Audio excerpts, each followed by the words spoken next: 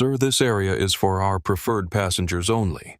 I'm going to have to ask you to move to the general boarding area. The words cut through the pristine air of Kennedy Elite Terminal like a blade, sharp and dismissive. The woman who spoke them, perfectly coiffed blonde hair, immaculate navy blue uniform with gold accents, and a smile that did not reach her eyes, stood with practiced authority, one manicured hand gesturing toward the exit of the exclusive lounge. The man she addressed did not immediately look up from his phone. He was scrolling through a financial news article about SkyElite Airlines, a luxury private airline that had been making waves in the industry for its revolutionary approach to high-end travel. His dark fingers tapped the screen, zooming in on a stock chart that showed an impressive upward trajectory. Kennedy Elite Terminal was not like other airports. The floors were not worn linoleum, but Italian marble. The air did not smell of fast food and hurried travelers, but of subtle jasmine and exclusivity. This was where the ultra-wealthy departed from tech billionaires' Hollywood royalty and the kind of old money that never needed to speak its name.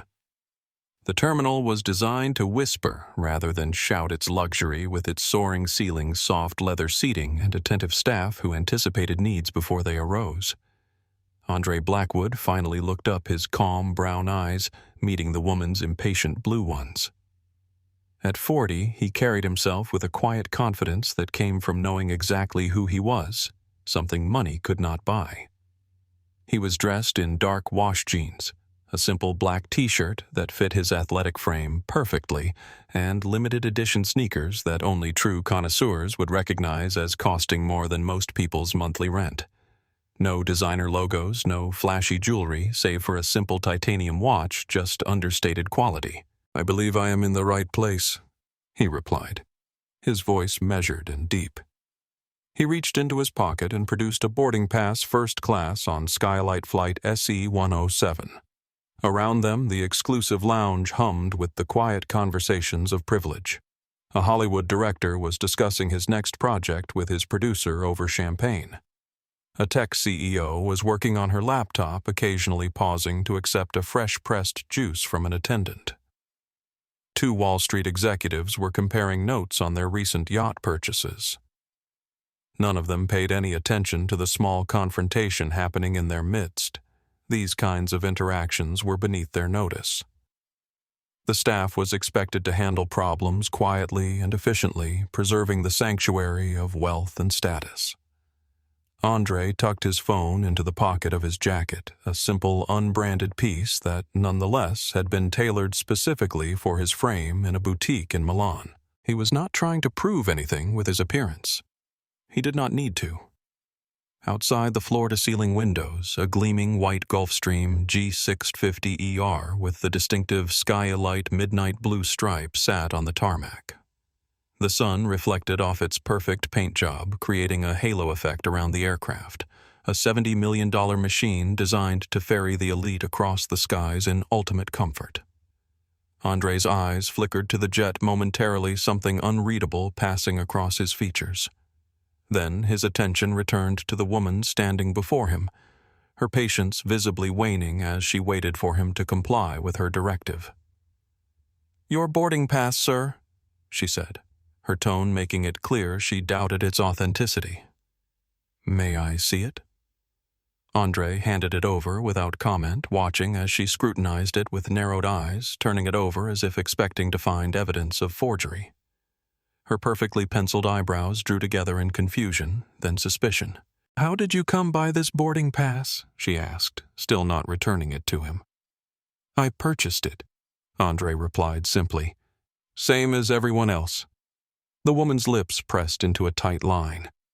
Around them, the exclusive environment of Kennedy Elite Terminal continued its rarefied existence, a bubble of privilege floating above the ordinary world, a world where Andre Blackwood was about to cause a very particular ripple. Before we dive deeper into this confrontation at Kennedy Elite Terminal, I want to know, where are you watching from? Drop your city in the comments below. Have you ever been judged solely by your appearance? Ever watched someone make assumptions about you before you even spoke a word? If this scenario feels familiar, hit that subscribe button and give this video a thumbs up. In just 10 minutes, this woman will discover she has made the biggest mistake of her professional career. The man she is trying to remove from the lounge is not just any passenger, and the consequences will reshape an entire industry. This is not just a story about discrimination. It is about true leadership, about the quiet dignity that speaks volumes louder than arrogance ever could. It is about what happens when superficial judgment meets genuine excellence. Stay with me, because the moment when she realizes exactly who Andre Blackwood is, that is something you do not want to miss. Victoria Kensington had built her career on attention to detail. At 38, she had clawed her way to the position of customer service director at SkyElite Airlines through ambition, ruthless efficiency, and an uncanny ability to make wealthy people feel even more special than they already did. Her appearance was meticulously curated. Blonde hair cut in an expensive bob that framed her face perfectly, makeup that enhanced her features while appearing nearly invisible, and a custom-tailored SkyElite uniform that emphasized her slender frame. The sapphire and diamond pin on her lapel, a reward for 5 years of service, caught the light as she moved through the Kennedy Elite Terminal with the confidence of someone who belonged. Victoria believed in hierarchies. They made the world comprehensible, navigable. There were people who served and people who were served. There were the elite and the common. There were those who belonged in the rarefied air of SkyElite's first-class lounge and those who did not. She had made it her mission to protect these distinctions. "Ms. Alvarez, how lovely to see you again," Victoria exclaimed, her voice warming considerably as she spotted Mariela Alvarez, a famous fashion designer known for her extravagant spending and generous tips. "Your usual Krug is chilling, and we have prepared the private meditation room for you before your flight." Mariela, dripping in jewelry and self-importance, barely acknowledged Victoria with a nod before being escorted away by another staff member. Victoria's smile remained fixed, unfazed by the dismissal. This was the natural order of things.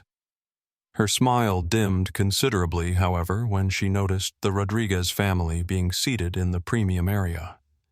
While technically qualified for the space with their first-class tickets, Victoria found their presence disruptive. Mr. Rodriguez had made his fortune in construction, new money, obvious money, and his boisterous family did not quite fit Victoria's vision of the SkyElite experience. "The Rodriguez children are being rather loud," Victoria murmured to Bradley Wells, one of her staff members.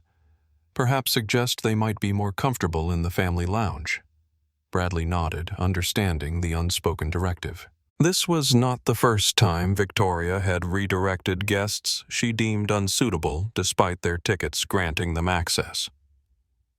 6 months earlier, Victoria had faced a decision regarding promotions within her team. Gabriela Rodriguez, no relation to the family in the lounge, had been the obvious choice. Her performance metrics were impeccable, customer feedback stellar, and she had innovative ideas for improving service.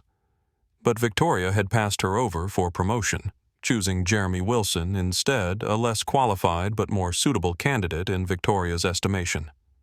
"She is not quite ready," Victoria had explained to her superiors. "Needs more polish." What she did not say was that Gabriela's Hispanic heritage did not fit Victoria's vision of the face of SkyElite. Better to have Jeremy with his square jaw and easy wasp charm greeting the elite clientele. Victoria's eyes now scanned the lounge, looking for any other irregularities to correct. Her gaze landed on Andre sitting quietly in the premium section, absorbed in his phone.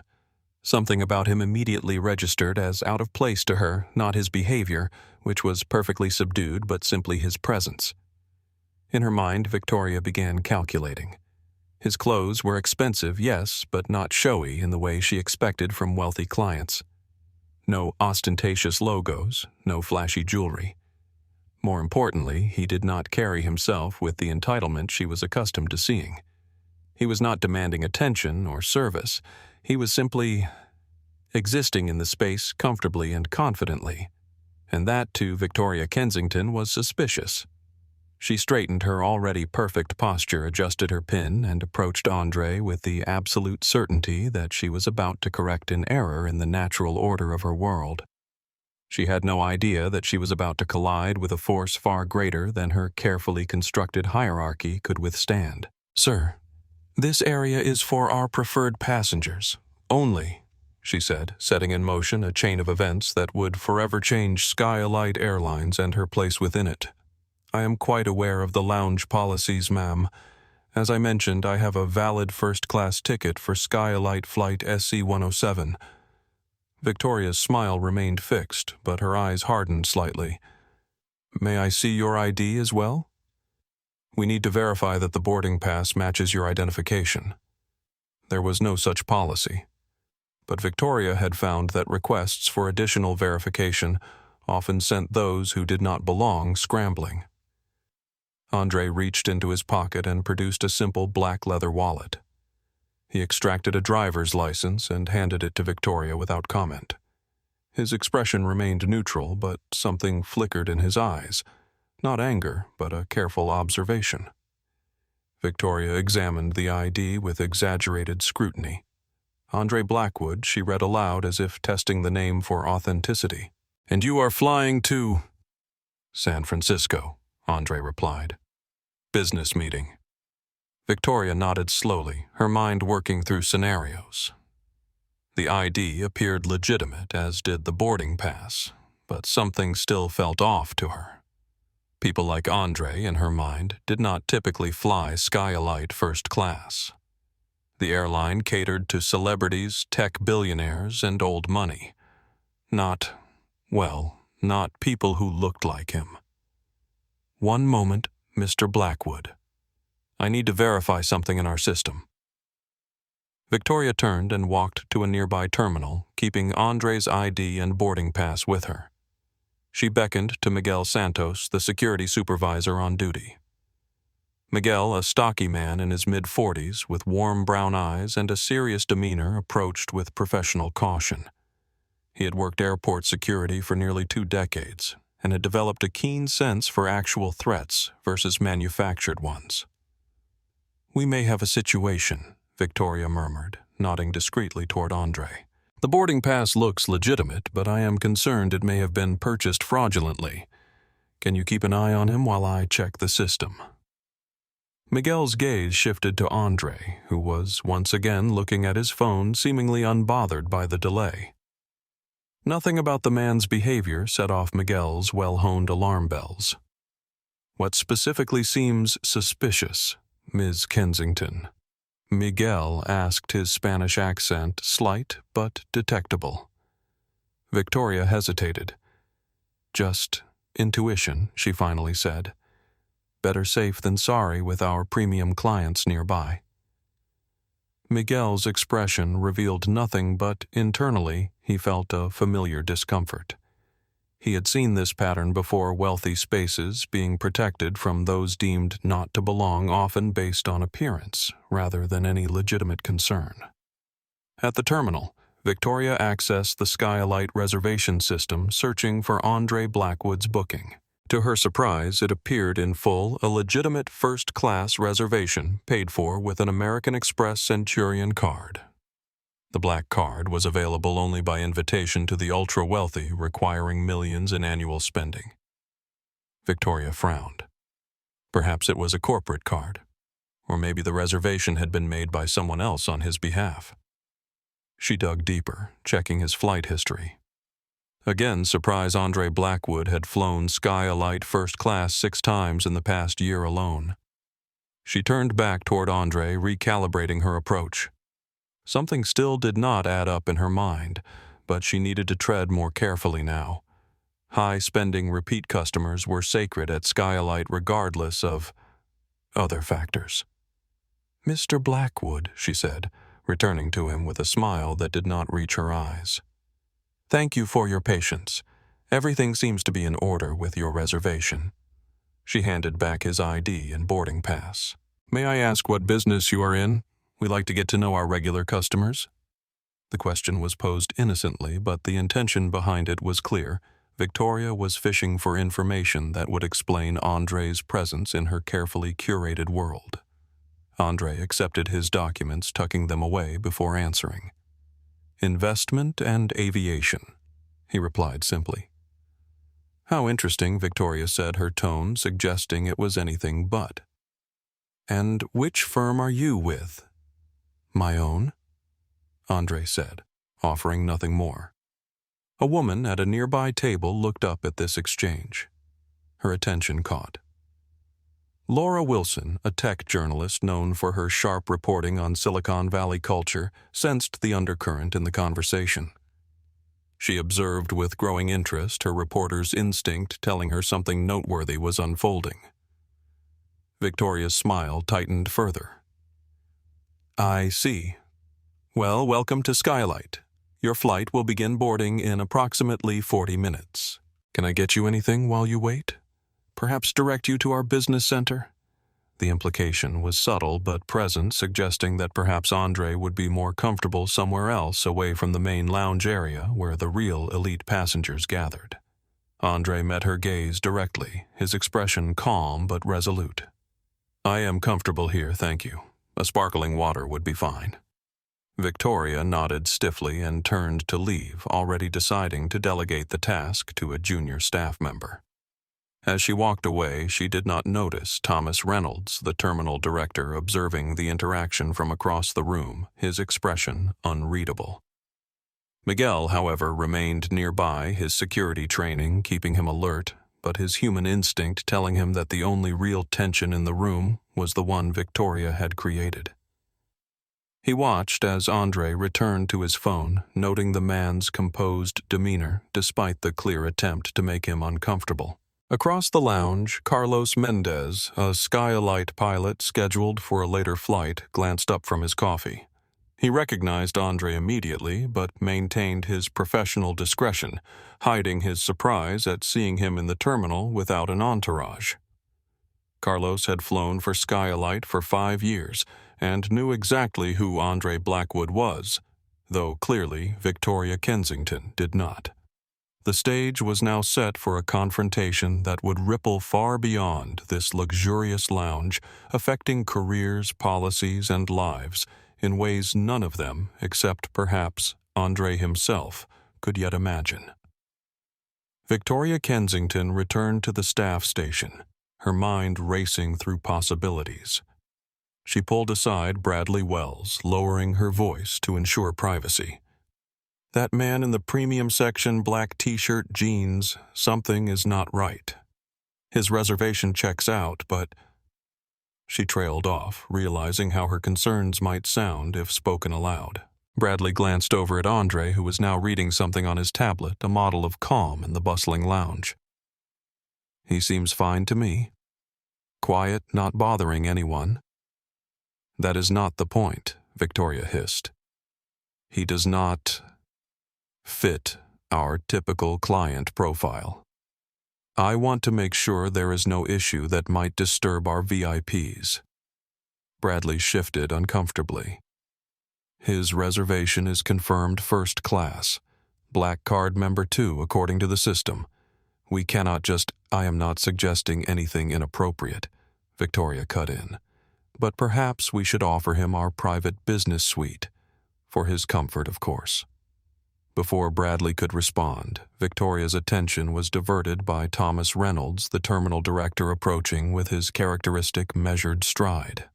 At 55, Reynolds carried the gravitas of someone who had spent decades managing the expectations and demands of the super-wealthy. His silver hair was immaculately styled, his bespoke suit without a single wrinkle. Victoria. He greeted her with professional warmth. Is everything all right? I noticed you speaking with the gentleman over there. He nodded discreetly toward Andre. Victoria straightened, sensing an ally. Mr. Reynolds, I was just expressing some concerns to Bradley.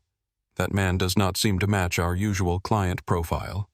His reservation appears legitimate, but I am wondering if perhaps it was made by someone else, an assistant or a company, and he is not actually the intended passenger. Thomas Reynolds studied Andre for a moment, his expression neutral. Has he caused any disturbance? No, Victoria admitted. But several of our premium clients are present today. The Martinez family, the Goldsteins, Mariela Alvarez. I would hate for anything to disrupt their experience. Reynolds nodded slowly, years of ingrained biases subtly influencing his perception. I see. Well, it would not hurt to verify further.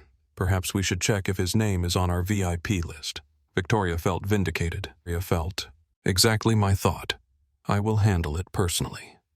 She returned to Andre this time, with Reynolds trailing slightly behind her, lending his authority to her inquiry.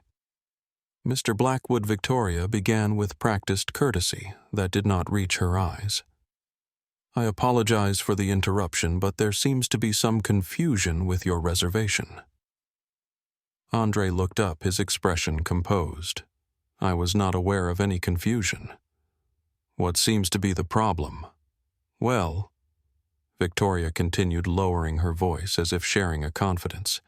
This particular flight has several high-profile passengers, and we have a special protocol for our VIP list. Your name does not appear to be on it. It was a fabrication. There was no separate VIP list beyond the first-class manifest, but Victoria had found that invented policies often went unquestioned. I was not aware SkyElite maintained a separate VIP list beyond first-class bookings. Andre replied calmly, seeing through the ruse immediately. Victoria faltered slightly, but pressed on. It is a recent security measure. Perhaps we could continue this conversation in our private office for discretion's sake. Andre set down his tablet and looked directly at Reynolds, bypassing Victoria entirely.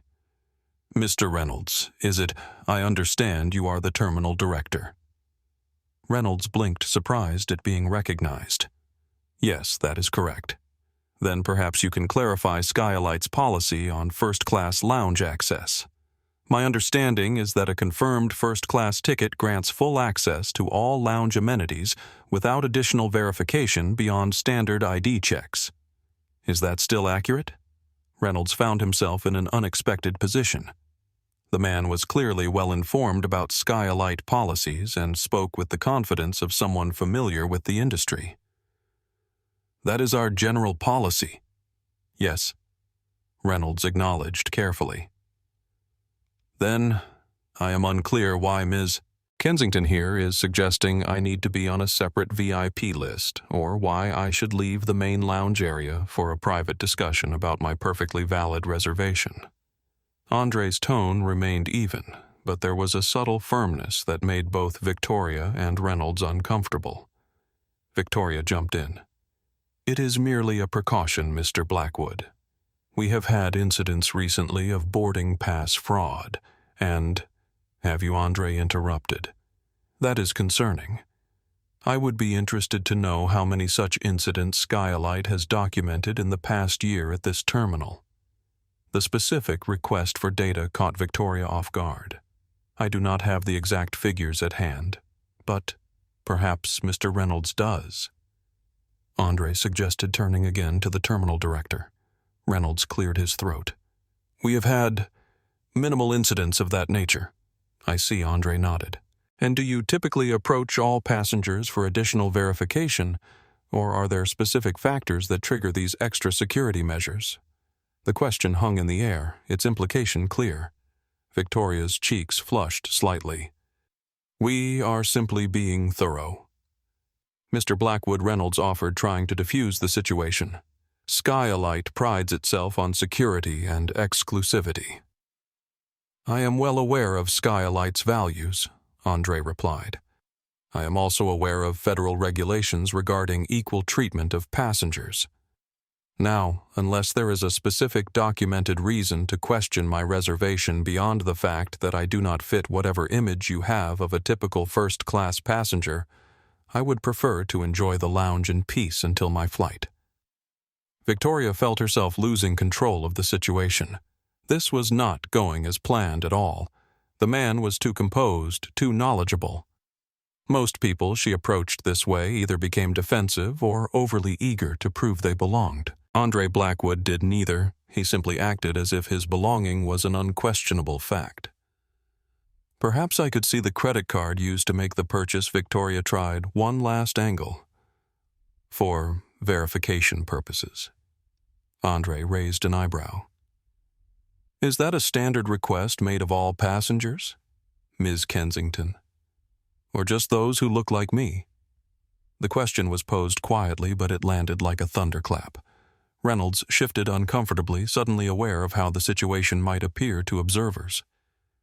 "That will not be necessary," Mr. Blackwood Reynolds interjected before Victoria could respond. "I apologize for the inconvenience. Of course you are welcome in our lounge." Victoria stood frozen, caught between backing down and escalating further. Her instinct was to assert her authority. She had worked too hard establishing her position to be undermined by this interloper. But Reynolds' intervention had effectively cut her off.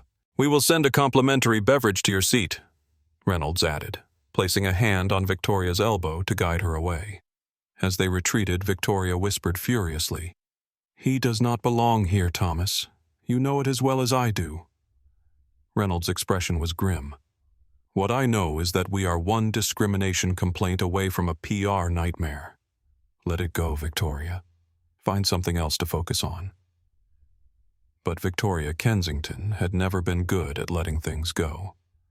As she watched Andre return to his tablet, his composure intact, something hardened within her.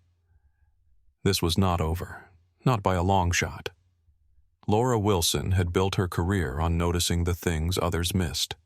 As a tech journalist covering Silicon Valley's power players, she had developed an eye for the subtle dynamics of power and prejudice that often played out in elite spaces. What she was witnessing now in the SkyElite lounge was textbook and troubling. She observed as Victoria retreated with Reynolds, their body language telling a clear story of conflict. She noted Andre's composed demeanor throughout the confrontation, the way he had calmly stood his ground without raising his voice or showing visible anger. Most tellingly, she had clocked the reactions of staff members nearby, particularly Miguel Santos, whose professional mask had slipped just enough to reveal his discomfort with the situation. Laura pulled out her phone discreetly and began typing notes. This was not the first time she had witnessed such behavior in spaces designed for the ultra-wealthy, but there was something about the particular dynamic unfolding that caught her journalistic instinct. Across the lounge, Carlos Mendez sipped his coffee. Slowly, his eyes occasionally drifting toward Andre Blackwood. As a SkyElite pilot for 5 years, Carlos had met Andre exactly twice, once during his initial interview and once during a company-wide meeting. Both times, Andre had been unfailingly polite, asking thoughtful questions about Carlos's experience and insights on aircraft performance. Carlos debated whether to approach Andre now. Protocol suggested maintaining professional distance from passengers in the terminal, but this was different. This was the owner of the entire airline sitting alone while being hassled by staff who clearly had no idea who he was. The irony was not lost on Carlos. Before he could decide, he noticed Miguel Santos approaching his table. "Everything okay?" Miguel Carlos asked quietly as the security supervisor took the seat opposite him. Miguel glanced around before responding. "That woman is going to cause problems. You know who that is, right?" He nodded discreetly toward Andre. Carlos nodded. "Of course. But apparently Ms. Kensington does not. Should we say something?" Miguel wondered. Carlos considered this. If Mr. Blackwood wanted his identity known, he would have mentioned it already. Better to follow his lead. At a nearby table, an elderly couple, the Goldsteins' longtime SkyElite customers, had observed the entire interaction with disapproval. "Harold, did you see that Esther Goldstein murmured to her husband? The way that staff woman spoke to that gentleman? Disgraceful." Harold Goldstein, a retired federal judge with a lifetime of observing human behavior, nodded gravely. "Some people show their true colors when they think they have power. Shameful, really." The whispers were spreading throughout the lounge. The confrontation, though conducted in hushed tones, had not gone unnoticed in the space designed for discretion and comfort. Other passengers began casting glances toward Andre, some curious, others sympathetic. Laura Wilson, still taking notes, noticed a young woman in a SkyElite uniform, her name tag reading Gabriella, approaching Andre with a sparkling water. Unlike Victoria's stiff demeanor, Gabriella's service was warm and genuine. "Your sparkling water, sir," she said, placing it on the table. "And please accept my apologies for any inconvenience earlier." Andre looked up, offering a small smile. "Thank you, Gabriella. No apologies necessary." The brief exchange was telling. Laura noted the respect in Gabriella's manner and Andre's use of her name, acknowledging her as a person, not just staff. The contrast with Victoria's approach could not have been more stark. As Gabriella walked away, Laura made a decision. She collected her belongings and moved to a seat closer to Andre. Not close enough to intrude, but close enough that her presence might deter further harassment. She was not the only one. The Goldsteins also relocated nearby, creating an unconscious protective circle around the man. Victoria, watching from the staff station, noticed this shift with growing frustration. Not only had the man refused to be moved, but he was now somehow garnering sympathy from other premium passengers. "Do you see what is happening?" she hissed to Bradley. "He is disrupting the entire lounge dynamic." Bradley looked confused. "He is just sitting there reading Victoria." "That is not the point," she insisted. "His presence is changing the atmosphere. I need to address this before it escalates." What Victoria failed to realize was that the only escalation happening was the one she herself was creating. The ripples spreading through the lounge were not from Andre's quiet presence, but from her increasingly obvious attempts to isolate him. Miguel Santos, watching the situation carefully, made a mental note of everything he was observing. Something told him this day would have consequences beyond what any of them could anticipate. He caught Carlos's eye across the room, and both men shared a knowing look. They were witnessing something important, something that might change SkyElite forever. As Andre sipped his sparkling water, his mind drifted back to a moment 30 years earlier, a memory so vivid he could still feel the cold vinyl of the bus seat beneath his thighs, still smell the diesel fumes that had filled his lungs as he pressed his face against the window, watching planes take off from LaGuardia Airport. At 10 years old, Andre Blackwood had been a quiet, observant child growing up in South Bronx. His mother, Elaine, worked double shifts as a nurse to keep their small apartment and put food on the table. That particular day, she had taken her only day off in months to bring Andre to the airport, not to fly. They could never afford that, but simply to watch the planes. "See those people boarding, Andre," she had said, pointing to distant figures climbing stairs to a sleek aircraft. "They are going places, and someday you will too." Andre had nodded solemnly, believing her completely, despite the gulf between their bus stop and those gleaming jets that seemed as distant as the moon. The memory shifted to his high school years, staying up until 2 a.m. to complete homework after finishing shifts at the local grocery store, the pizza place, the gas station, and occasionally all three in the same day. Sleep was a luxury he could not afford, not with college applications looming, and his determination to find a way out of the cycle of poverty that trapped so many around him. When the MIT acceptance letter arrived along with a partial scholarship, his mother had cried. Andre had not. He was already calculating how many jobs he would need to work to cover the remainder of the tuition. The answer was 4 library assistant, research aide, weekend security guard, and delivery driver. Sometimes he slept only 3 hours a night, but he never missed a class, never failed an exam. The aerospace engineering program at MIT opened doors to a world Andre had only glimpsed through airport windows. His natural aptitude for mathematics combined with an intuitive understanding of physics made him a standout student. By his junior year, he was already developing innovative approaches to fuel efficiency that caught the attention of several major airlines. But the memory that surfaced most vividly now as he sat in the luxurious SkyElite lounge was of his first attempt to secure financing for his own aircraft leasing business after graduation. The banker, a man not dissimilar to Thomas Reynolds in appearance and manner, had reviewed Andre's impeccable business plan, excellent credit, built painstakingly despite his limited means and sterling academic credentials. Then he had looked up at Andre's face and said with practiced regret, "It is a fascinating proposal, Mr. Blackwood, but I am afraid it is simply too risky for our institution at this time." Andre had known with the certainty born of a lifetime of similar experiences that the only risk the banker saw was the color of his skin. That rejection had been the first of 17. 17 banks, 17 variations of the same response. The business plan never changed, only Andre's approach did. On the 18th attempt, he brought along Professor William Harrington, his former MIT advisor, a white man in his 60s with an impressive reputation in the industry.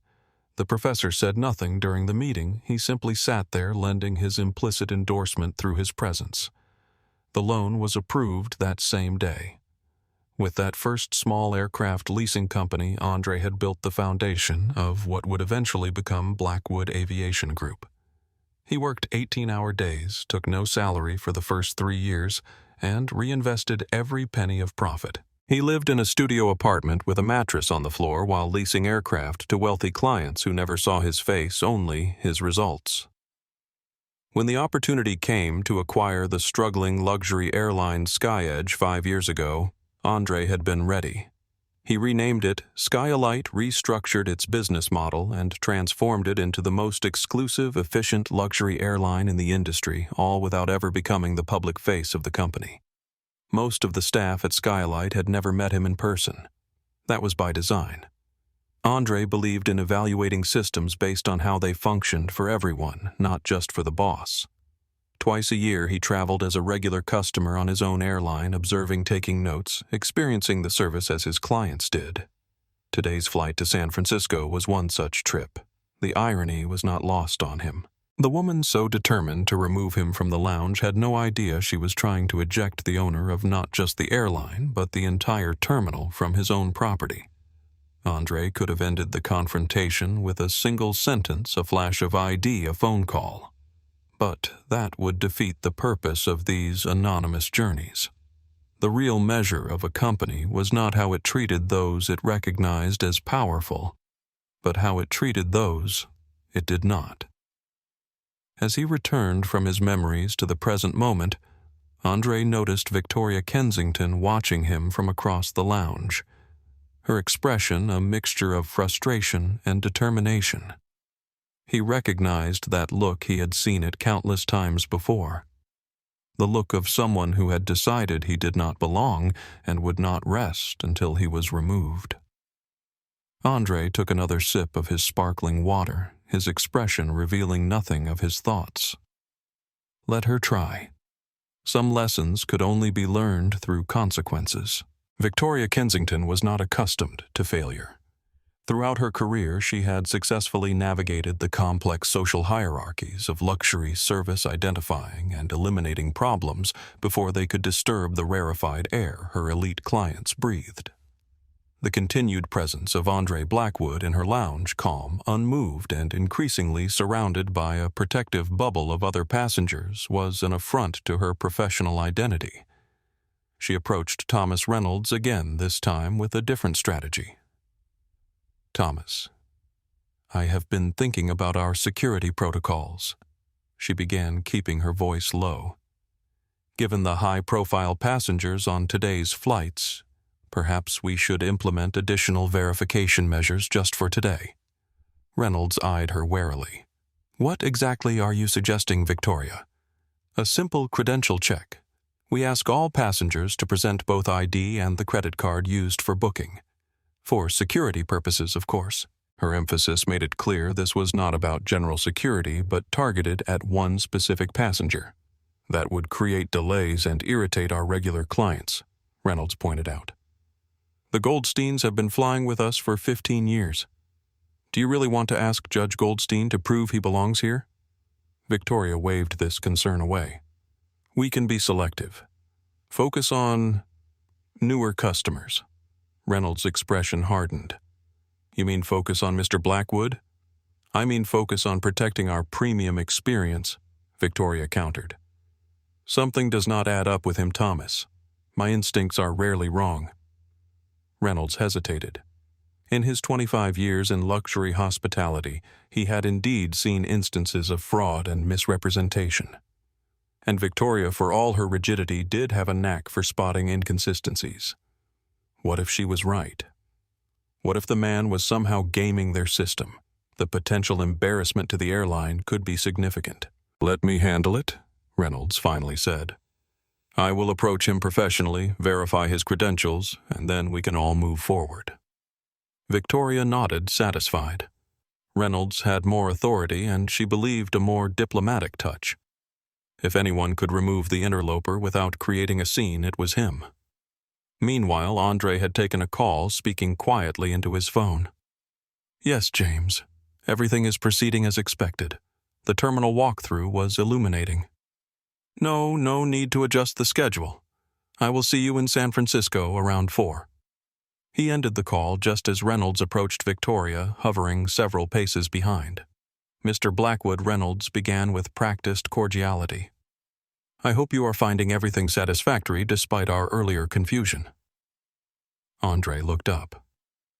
"The lounge is excellent, Mr. Reynolds, though the welcome could use some refinement." Reynolds cleared his throat, uncomfortable but pressing forward. "Indeed, and I apologize for that. In the interest of clearing up any misunderstanding, would you mind if I verify the credit card used for your booking? Purely a formality, you understand." Andre studied Reynolds for a moment. "I understand completely, Mr. Reynolds. You are asking me, and presumably only me, to produce additional verification of my right to be here beyond my ID and valid boarding pass. Is that correct?" Put so bluntly, the request sounded exactly like what it was discriminatory treatment. Reynolds shifted uncomfortably. "It is a standard security measure he attempted." "Is it?" Andre asked mildly. "I have flown SkyElite first class 6 times in the past year alone. This is the first time I have been asked to present my credit card after check-in. Has the policy changed recently?" Behind Reynolds, Victoria stepped forward, unable to contain herself. "Mr. Blackwood, we are simply trying to ensure the security of all our passengers. Surely you understand the need for caution in these times."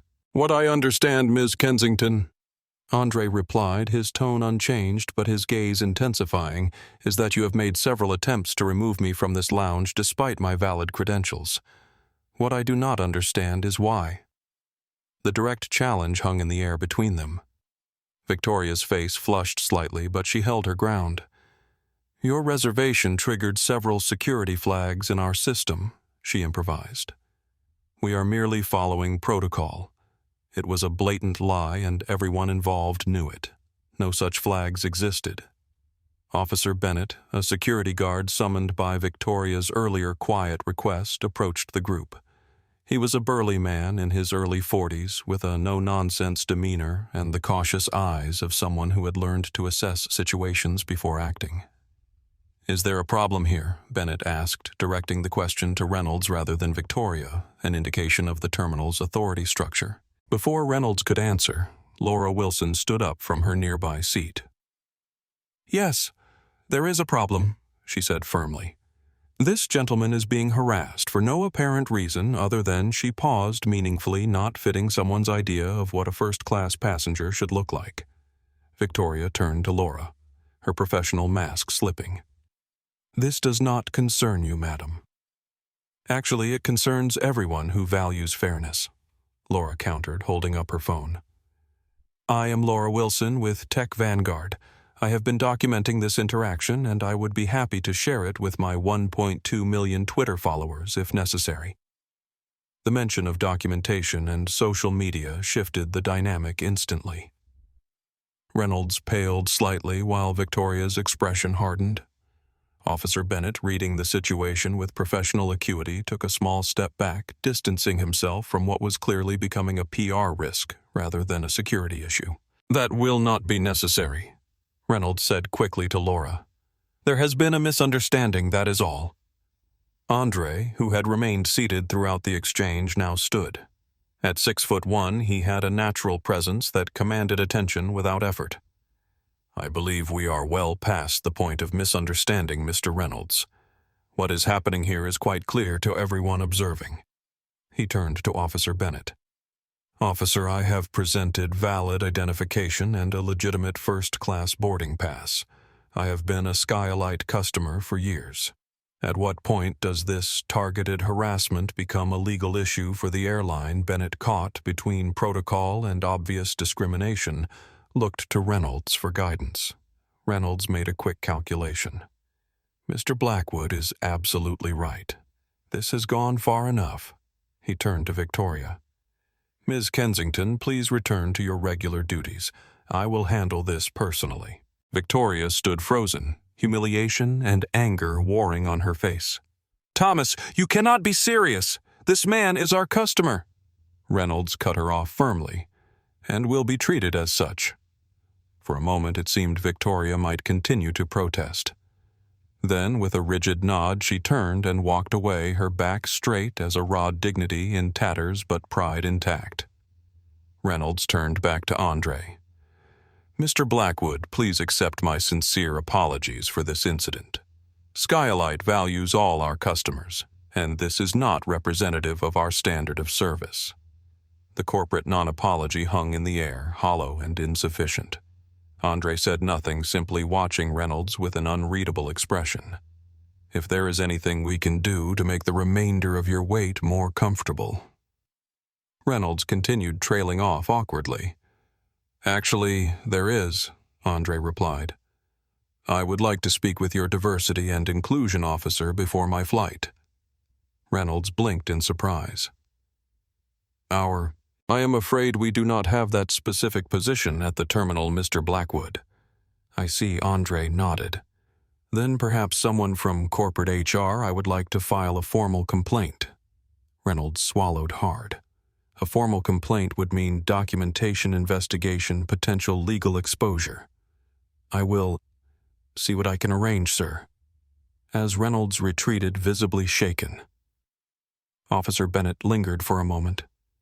"Sir," he said quietly to Andre, "for what it is worth, I apologize for being called into this. I should have recognized what was happening sooner." Andre met the officer's gaze. "We all have choices about how we respond when we witness injustice, Officer Bennett. It is never too late to make a better one." Bennett nodded, a look of genuine reflection on his face before withdrawing to his post. Laura Wilson approached Andre's table. "Mr. Blackwood, I am Laura Wilson from Tech Vanguard. Would you be willing to comment on what just happened here?" Andre gestured to the seat across from him.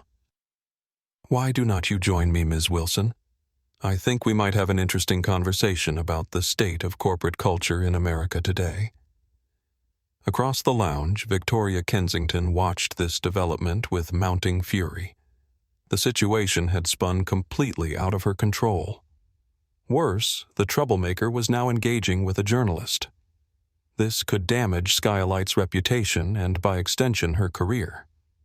She retreated to the staff area, pulled out her phone, and began composing an email to senior management, determined to control the narrative before it could be used against her.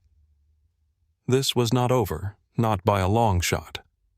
20 minutes had passed since Victoria's retreat, and the atmosphere in the lounge had largely returned to normal.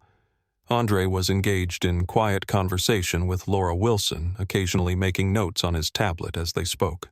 The journalist seemed captivated by whatever insights Andre was sharing, nodding thoughtfully and asking follow-up questions. Victoria had been monitoring the situation from afar, her frustration building. Not only had she failed to remove the interloper, but he now appeared to be giving what could be a damaging interview to a prominent tech journalist. She needed to regain control of the situation, and quickly. Her opportunity came when she spotted James Whitfield entering the lounge. Whitfield was the CEO of Quantum Aerospace, a major SkyElite corporate client known for booking entire first-class cabins for executive trips. More importantly, he was on today's flight to San Francisco, the very flight Andre was booked on. Victoria immediately approached Whitfield with her most dazzling smile. "Mr. Whitfield, What a pleasure to see you again. We have prepared your usual seat in the private section." James Whitfield, a distinguished man in his early 50s with salt and pepper hair and an expensive suit, nodded in acknowledgement. "Thank you, Victoria. Is the rest of my team here yet?" "Not yet, sir, but we are expecting them shortly," Victoria replied smoothly, guiding him toward the section where Andre was seated. "In the meantime, let me show you to the best seat in the house, excellent view of the tarmac, perfect lighting for reading." She was leading him directly to Andre's table, a calculated move. In Victoria's mind, once Whitfield, a known VIP, claimed the space, Andre would have no choice but to relocate, especially with the journalist in tow. As they approached, Victoria spoke loudly enough to be overheard. "Mr. Whitfield, I believe you will find this spot ideal. It is reserved for our most valued passengers." Andre and Laura looked up at the interruption. Andre's expression remained neutral, while Laura's eyes narrowed slightly, recognizing Victoria's tactic immediately. "Excuse me," Victoria said to Andre with manufactured politeness, "but we need this table for Mr. Whitfield. Perhaps you could relocate to one of our standard seating areas." Before Andre could respond, James Whitfield looked past Victoria and his professional composure, slipped eyes widening in shock. "Andre," he exclaimed, genuine pleasure lighting his features. "Andre Blackwood. I had no idea you were going to be on this flight." Victoria froze, her smile faltering as she looked between the two men in confusion. Andre stood extending his hand to Whitfield with a warm smile. "James, good to see you. I was just telling Ms. Wilson here about the new fuel efficiency protocols we discussed last month." James pumped Andre's hand enthusiastically, completely ignoring Victoria's presence now. "The test results were phenomenal, 15% better than projected. The board is absolutely thrilled." Victoria stood rooted to the spot, struggling to process what was happening. These men knew each other. Not just knew each other, they were clearly business associates, comfortable and familiar. James Andre said, gesturing to the chair opposite his, "Please join us. Ms. Wilson is doing a piece on innovation in aviation sustainability. I think your perspective would be valuable." "I would be honored," James replied, taking the offered seat without hesitation. Victoria remained standing awkwardly beside the table, her carefully orchestrated plan disintegrating before her eyes. She cleared her throat. "Mr. Whitfield, would you prefer your usual Macallan 25? James waved her away without looking up. "Coffee is fine, thank you." "Black." The dismissal was polite but absolute. Victoria's status had just been reduced from valued associate to mere server in the blink of an eye. As she retreated to fulfill the coffee request, Victoria's mind raced. Who exactly was Andre Blackwood? How did he know James Whitfield, and what protocols were they discussing? The pieces did not fit her narrative, and that uncertainty was more unsettling than any direct confrontation. From his vantage point at the security station, Miguel Santos observed the interaction with growing interest. He leaned over to a colleague. $10, says she still has no idea who he really is." His colleague, who had worked the terminal longer than Miguel, chuckled. "No bet. This is going to be epic when it finally clicks." Back at the table, James was speaking animatedly. "And then I told the board gentlemen this is not just about profit margins. What Andre is proposing will revolutionize the entire industry's approach to environmental impact." Andre nodded, a slight smile playing at his lips. "Always the diplomat, James. But we both know the profit margins were what ultimately convinced them." James laughed. "True enough. Business is business after all." He turned to Laura. "But make no mistake, Ms. Wilson, what is happening at SkyElite under Andre's leadership is nothing short of revolutionary. The rest of us are just trying to keep up." Laura's journalistic instincts were on full alert now. Under his leadership, she repeated, looking between the two men. "I was under the impression SkyElite was headed by Richard Hamilton." James looked momentarily confused, then glanced at Andre, who gave an almost imperceptible shake of his head. Ah, yes, James recovered quickly. Richard is certainly the public face of the company, but those of us in the industry know where the real vision comes from. He tapped the side of his nose conspiratorially. Victoria returned with James's coffee, setting it down carefully. She had caught the last part of the conversation and was now looking at Andre with new speculation in her eyes. Not the owner, surely she would have known that, but perhaps a board member, a major investor. Someone with enough influence to make trouble for her if this situation was not handled delicately. "Is there anything else I can get for you, gentlemen?" she asked, her tone notably more deferential than before. "Perhaps some privacy? We have a conference room available if you would prefer to continue your discussion without interruption." It was a transparent attempt to remove them from the public area of the lounge and from Laura Wilson's recording device, but delivered with a veneer of service. Andre looked directly at Victoria, holding her gaze for a moment that stretched uncomfortably long. "We are perfectly comfortable here, thank you. Though I would appreciate it if you could ask Mr. Reynolds to join us when he has a moment. There are some operational matters I would like to discuss with him." Victoria's smile became fixed. "Of course, I will let him know immediately." As she walked away, her pace just shy of hurried James leaned in toward Andre. "You have not told them, have you?" he asked in a low voice. Andre shook his head slightly. "That would defeat the purpose of these visits, James. I need to see how things actually function, not how people perform when they know the boss is watching." Laura Wilson was putting the pieces together rapidly. "You are more than just a regular passenger or business associate. Are not you, Mr. Blackwood?" Andre took a sip of his water. "Everyone is more than just a regular passenger, Ms. Wilson. That is rather the point of this conversation, is not it?" The non-answer was delivered with such casual confidence that Laura could not help but smile. She was definitely onto a story here, one much bigger than a simple incident of discrimination in a luxury lounge. Across the terminal, Victoria had cornered Thomas Reynolds outside his office, her voice urgent.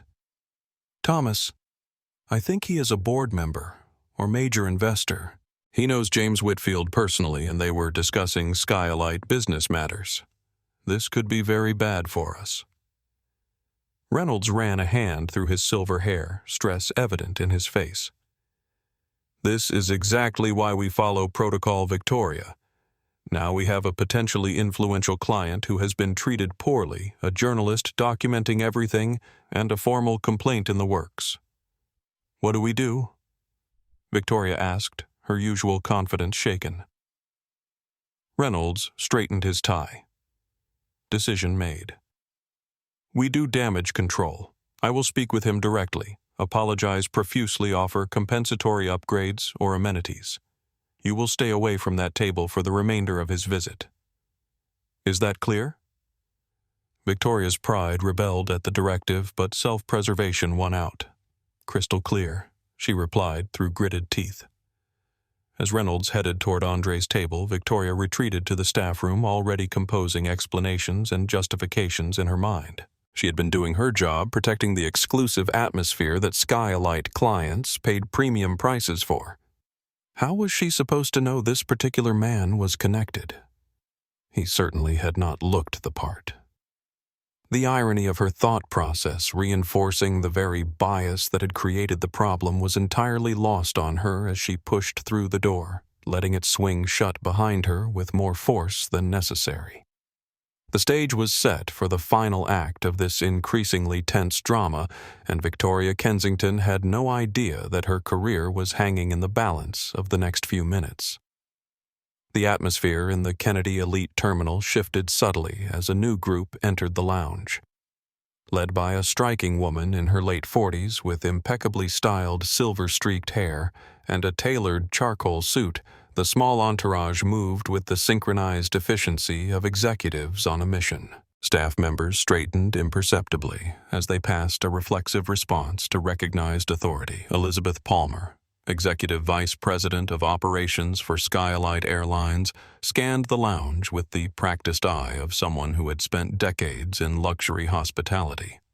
Nothing escaped her notice, not the slightly wilted orchid on the bar that would need to be replaced before evening flights, not the temperature of the room 2 degrees too warm, and certainly not Victoria Kensington hurrying across the lounge floor with uncharacteristic haste. "Ms. Palmer." Victoria exclaimed, composure barely recovered. "We were not expecting you today." "What a wonderful surprise." Elizabeth smiled politely, though the expression did not reach her eyes.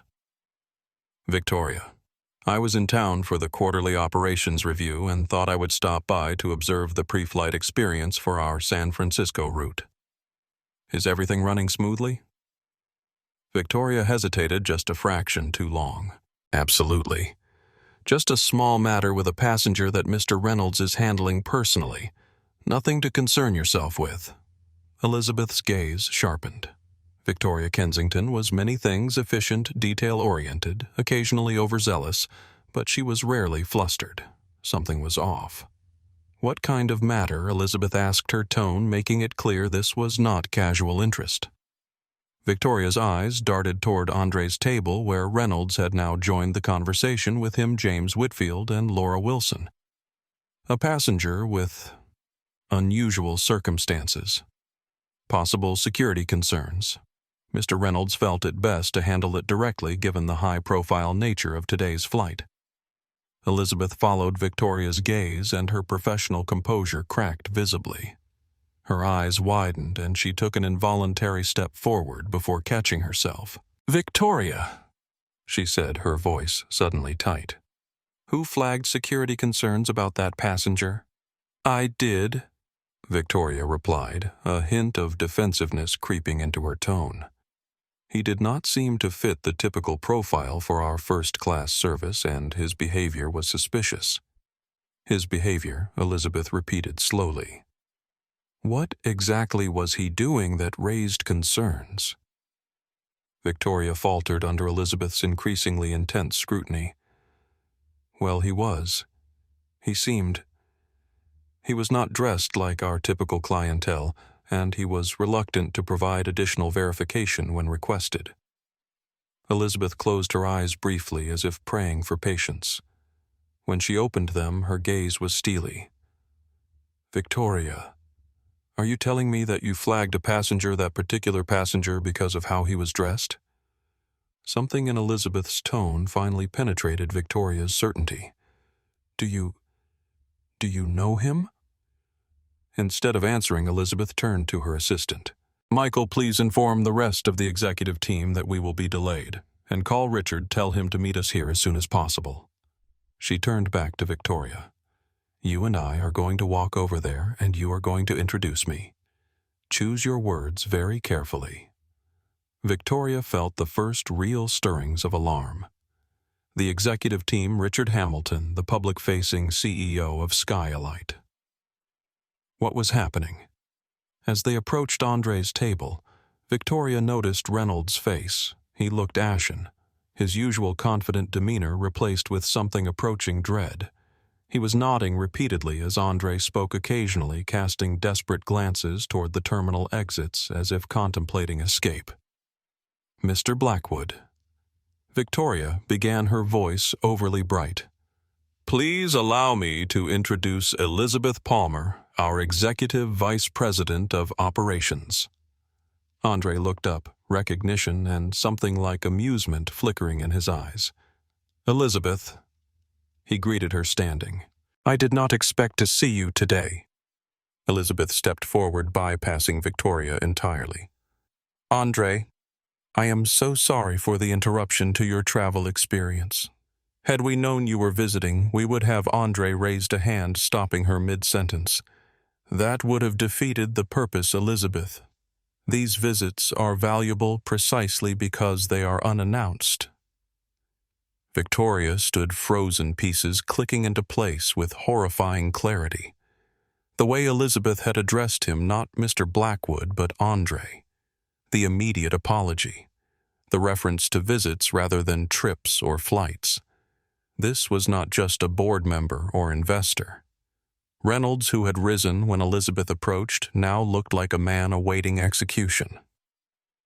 James Whitfield was watching the proceedings with barely concealed fascination, while Laura Wilson was typing rapidly on her phone, documenting every word of the exchange. Elizabeth Andre continued gesturing to the empty chairs. "Please join us." "Ms. Wilson and I were just discussing some interesting observations about corporate culture and its impact on customer experience." Elizabeth sat immediately, her perfect posture a testament to decades of professional discipline.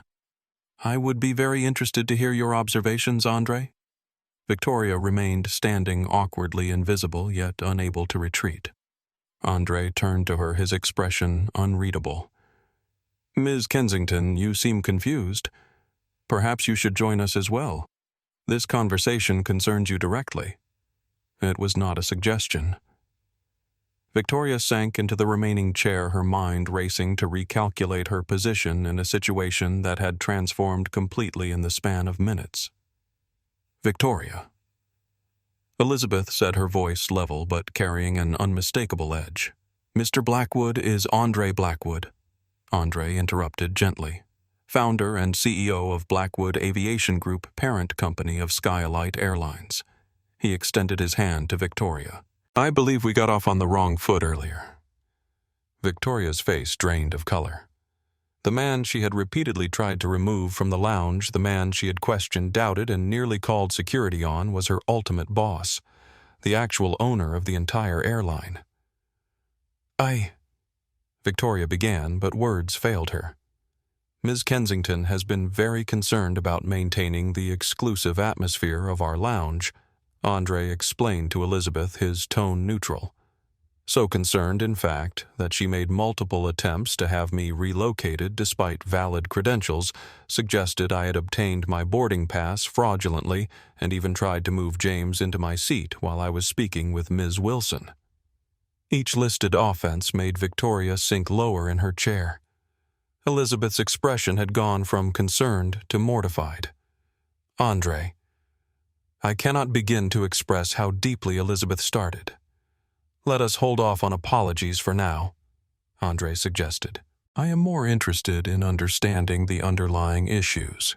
This is not about one employee's actions. It is about what those actions reveal about our company culture." He turned to Victoria, who looked as though she might be ill. "Ms. Kensington, I am curious what exactly made you so certain I did not belong here. Was it solely my appearance, or was there something else?" "Put on the spot?" Victoria struggled to formulate an answer that would not further incriminate her. I was only following security protocols, Mr. Blackwood. Your reservation seemed unusual."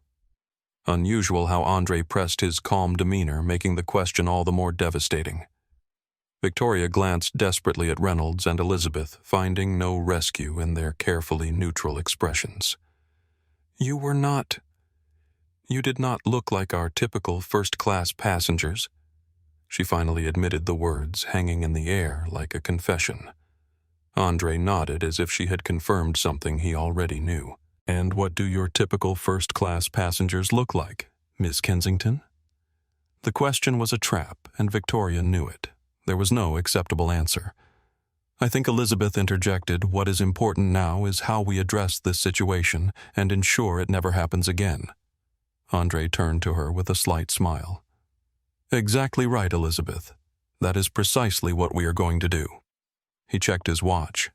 "I believe we have about 30 minutes before boarding begins. That should be enough time to start making some necessary changes." The quiet confidence with which he delivered this statement sent a chill down Victoria's spine. This was not just an embarrassing incident to be smoothed over. This was a reckoning. And somewhere deep inside, beneath the fear and mortification, Victoria Kensington knew she had brought it entirely upon herself. As the conversation at the table continued, Andre's mind briefly drifted to 3 years earlier, to the pivotal board meeting that had changed the trajectory of his career and led directly to this moment.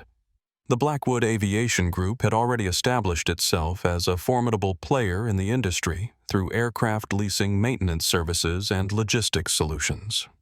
Andre had built it methodically from nothing, expanding only when each segment was running flawlessly. His reputation for excellence and innovation had opened doors previously closed to him, though he still encountered the occasional raised eyebrow or subtle skepticism when meeting new business contacts in person.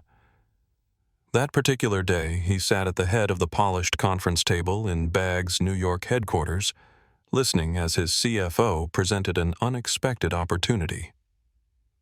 SkyElite Airlines is failing, Diane Williams explained, gesturing to the projections on the screen.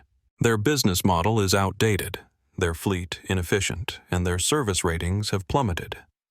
Their stock has dropped 60% in the past 18 months. Andre studied the numbers thoughtfully. They still have valuable assets.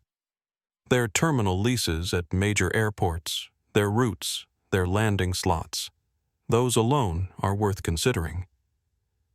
Exactly, Diane agreed. They are on the verge of bankruptcy, but they have a foundation we could rebuild on. The question is, do we want to enter the commercial airline space directly? Andre was silent for a long moment, considering. Blackwood Aviation Group had always been a behind-the-scenes player, providing services to airlines rather than operating one. There were strategic advantages to this approach, not least of which was avoiding the public-facing nature of airline ownership. What would be our angle? He finally asked.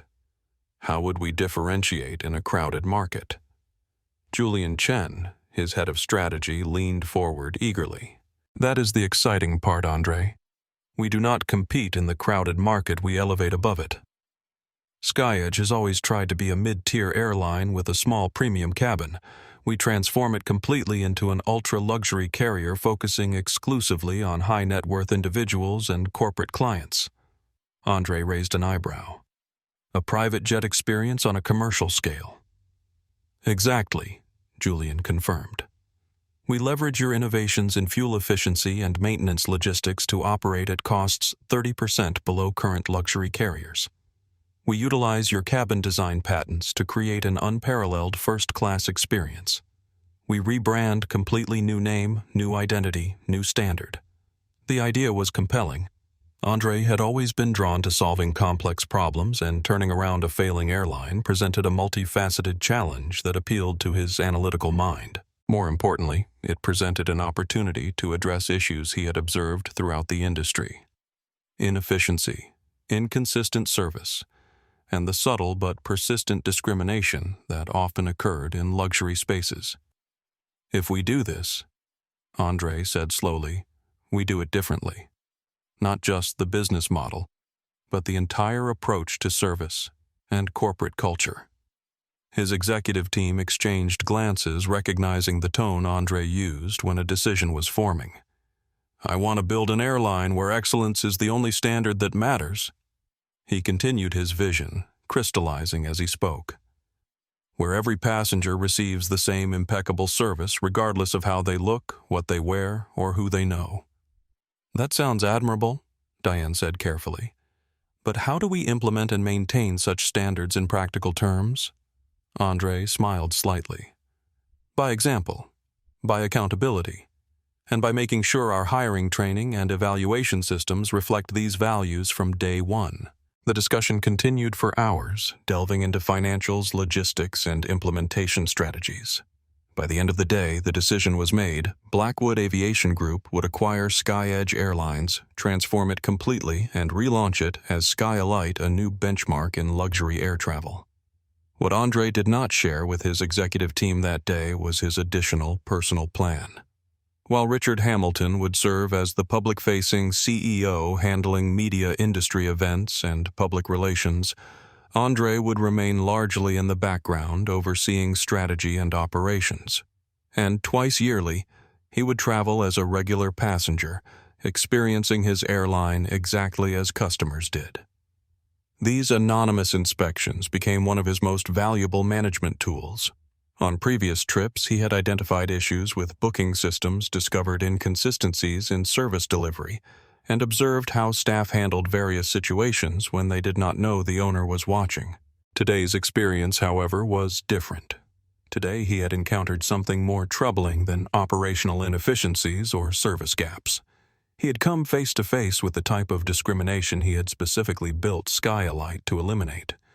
As Andre's focus returned to the present moment, he found Victoria Kensington still struggling to explain her actions, Elizabeth Palmer looking increasingly mortified, and Thomas Reynolds seemingly contemplating a career change.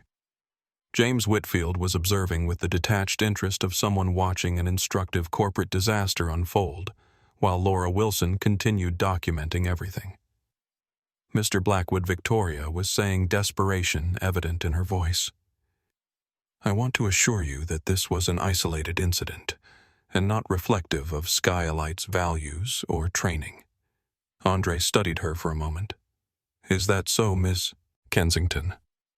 Then perhaps you can explain why Gabriela Rodriguez was passed over for promotion 6 months ago, despite her superior performance metrics, or why the Rodriguez family was directed to the family lounge earlier today, despite their first-class tickets, or why our hiring data shows a statistical bias against candidates with non-Anglo names across our customer-facing positions. Victoria's mouth opened and closed soundlessly, her expression suggesting she was seeing her career flash before her eyes. How did you? She began, then stopped herself. I make it my business to know what happens in my company. Ms. Kensington, Andre replied simply, especially when it contradicts the explicit values upon which that company was built. In that moment, Victoria Kensington finally understood the magnitude of her miscalculation. This was not just about one passenger she had misjudged. This was about a pattern of behavior that had now been exposed to the one person with both the power and the motivation to address it permanently. And as Andre Blackwood's steady gaze held hers across the table, she knew with absolute certainty that her future at SkyElite had just disintegrated before her eyes. Elizabeth Palmer was not accustomed to being caught off guard.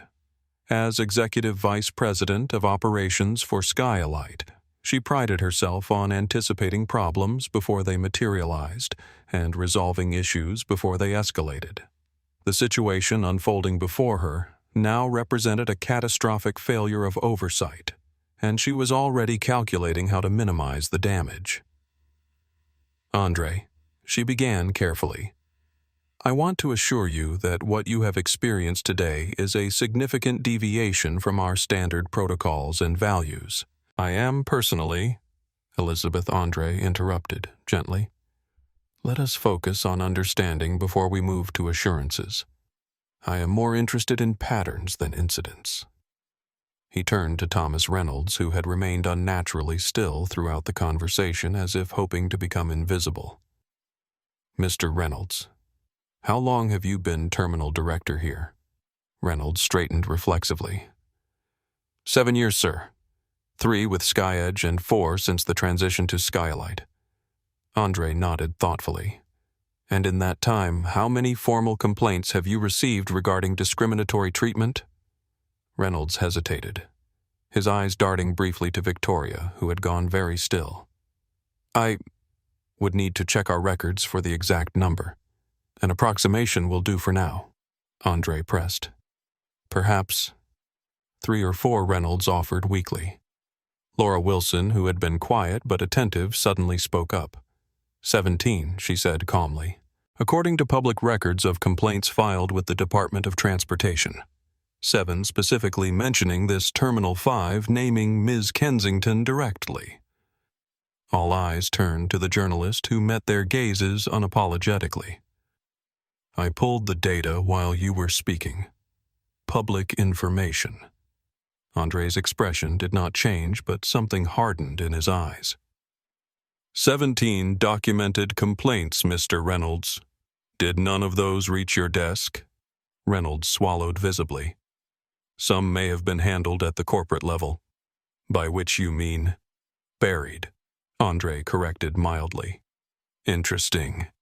He turned his attention back to Victoria, whose professional facade had crumbled entirely, replaced by barely concealed panic.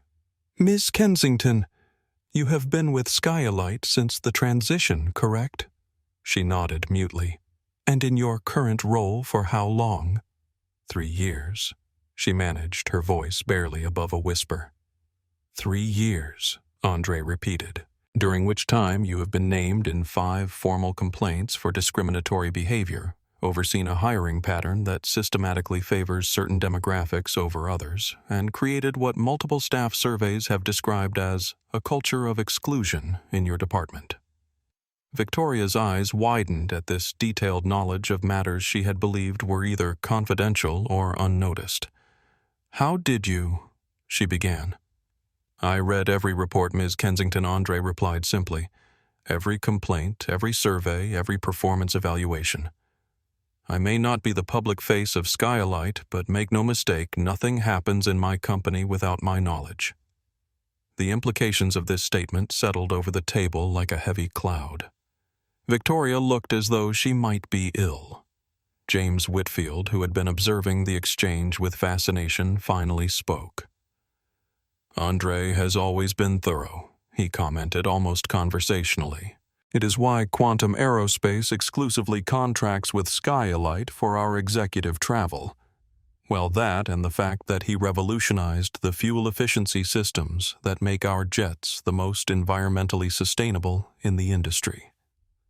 This casual revelation of Andre's technical contributions to aviation seemed to further disorient Victoria, whose worldview was crumbling by the second. Miguel Santos approached the table, professional but determined. "Excuse me," he said, addressing Andre directly. "Mr. Blackwood, I feel I should come forward. I have documented several incidents over the past year that may be relevant to this discussion." Andre nodded for him to continue. "As security supervisor, I have observed a pattern of selective enforcement," Miguel explained carefully. "Certain passengers receive additional scrutiny or are redirected from premium areas despite having valid credentials. There is a clear demographic pattern to these interventions." "And you have reported these observations?" Andre asked. Miguel's expression tightened slightly. "I filed 3 reports with terminal management. No action was taken." Reynolds looked away, unable to meet Andre's gaze. "I see," Andre said quietly. "And have you observed similar patterns with how staff are treated?" Miguel nodded. "Yes, sir. There is a marked difference in how advancement opportunities are presented and how performance is evaluated based on certain factors." "Thank you for your honesty, Mr. Santos," Andre said. "I would like to see your documentation when we are finished here." Elizabeth Palmer, watching this systematic dismantling of her operational structure with growing alarm, attempted to regain some control of the situation. "Andre, I had no idea these issues were so widespread. I assure you we will conduct a thorough review of all terminal operations immediately." "Yes, we will," Andre agreed, his tone making it clear that we would be a very different configuration of people than Elizabeth might have assumed. "But first, I believe we need to address the immediate situation." He checked his watch. "Our flight board's in 20 minutes, and I have some decisions to make before then." Victoria, sensing the axe about to fall, made a desperate attempt to save herself. "Mr. Blackwood, I recognize that serious mistakes were made today, but please understand that everything I have done has been in service to maintaining the exclusive atmosphere that our premium clients expect. I was only trying to protect the SkyElite experience." Andre regarded her thoughtfully. "The SkyElite experience, Ms. Kensington, was designed to be exclusive based on what clients can afford, not who they are or how they look. That distinction seems to have been lost on you." He turned to Elizabeth. "I will need access to the terminal's personnel files immediately. And please contact HR. I want Gabriela Rodriguez in this lounge in the next 5 minutes." Elizabeth nodded, typing rapidly on her phone. Already texting Marianne in HR. "Gabriela is on shift today." "Good," Andre said. And Mr. Reynolds, please prepare the conference room. We will need privacy for what comes next." Reynolds stood immediately. "Yes, sir, right away." He hurried off, relief at having a task temporarily outweighing his dread of what was to come. As the table began to disperse according to Andre's directions, Victoria remained seated, seemingly unable to process the rapid disintegration of her professional world. Laura Wilson caught Andre's eye, a question in her expression. "Ms. Wilson," Andre acknowledged, "I imagine you have questions about what you have witnessed today." "Several," Laura confirmed. "Chief among them, is this confrontation representative of larger issues within SkyElite, or is it truly an isolated incident, as Ms. Palmer suggested?" Andre considered the question. "I believe what you are witnessing is the difference between a company's stated values and its lived reality. SkyElite was founded on principles of excellence without prejudice, but clearly we have work to do in fully realizing that vision." He glanced at Victoria, still frozen in her seat. "Today is not about a confrontation, Ms. Wilson. It is about accountability. And if you would like to document what that looks like in practice, you are welcome to observe what happens next." Laura nodded, recognizing the rare access being offered. "I would appreciate that, Mr. Blackwood." Andre stood buttoning his jacket with the easy confidence of a man accustomed to making consequential decisions. "Then let us proceed. I believe we have a company culture to correct." As they moved toward the conference room, Gabriela Rodriguez approached, confusion evident on her face as she took in the gathering of executives. Her eyes widened upon seeing Andre, recognition immediate, despite never having met him in person. "Mr. Blackwood," she said, extending her hand with professional composure despite her obvious surprise. "Gabriela Rodriguez, Customer Service Associate. HR said you asked to see me." Andre shook her hand firmly. "Ms. Rodriguez, thank you for joining us on short notice. Your perspective is going to be very valuable in the discussion we are about to have." Gabriela's eyes darted briefly to Victoria, who had finally risen and was following the group with the reluctant steps of someone approaching their own execution. Understanding dawned in Gabriela's expression. Something significant was happening, and somehow she was part of it. As they entered the conference room, the atmosphere was charged with tension and expectation. Whatever emerged from this meeting would reshape SkyElite in ways that none of them, save perhaps Andre himself, could fully anticipate.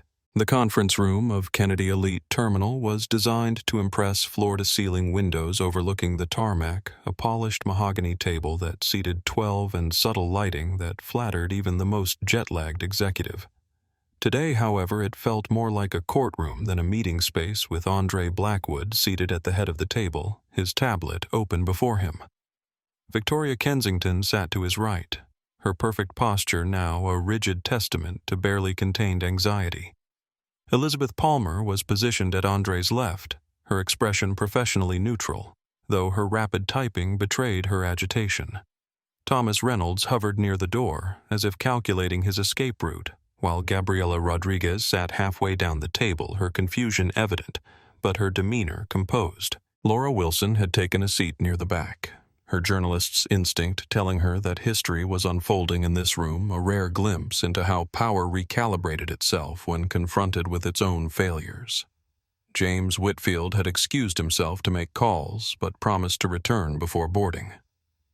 Miguel Santos stood against the wall holding a folder of documents he had retrieved from his locker, contemporaneous notes of incidents he had observed over the past year, meticulously dated and detailed.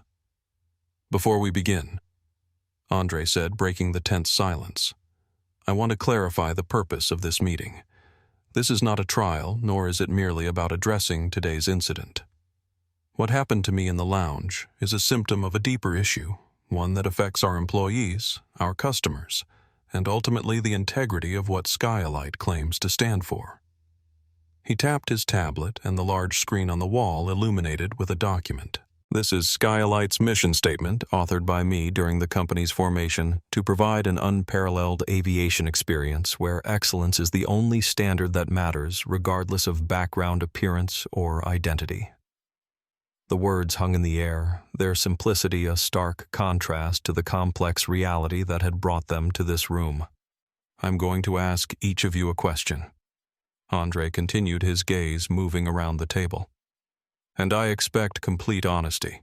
The consequences of what happens next will be determined not by past actions, but by the truthfulness of your answers now." He turned first to Reynolds. "Mr. Reynolds, in your position as terminal director, have you observed patterns of discriminatory behavior at this facility?" Reynolds shifted uncomfortably, his eyes darting briefly to Victoria before returning to Andre. "There have been incidents that in retrospect should have received greater scrutiny. That is not what I asked," Andre said calmly. "Have you observed patterns of discrimination, yes or no?" Reynolds swallowed hard. "Yes," he admitted quietly. "I have." Andre nodded, neither surprised nor visibly angered by the confirmation. "And did you take substantive action to address these patterns when you recognized them?" "I spoke to individuals involved," Reynolds offered weakly. "Spoke to them," Andre repeated. "But did you document these conversations? Implement additional training? Establish clear consequences for repeated behavior?" Reynolds's silence was answer enough. Andre turned his attention to Elizabeth Palmer. "Elizabeth, as EVP of Operations, all terminal directors report to you. How many discrimination complaints from this terminal have reached your desk in the past year?" Elizabeth straightened, her corporate training kicking in.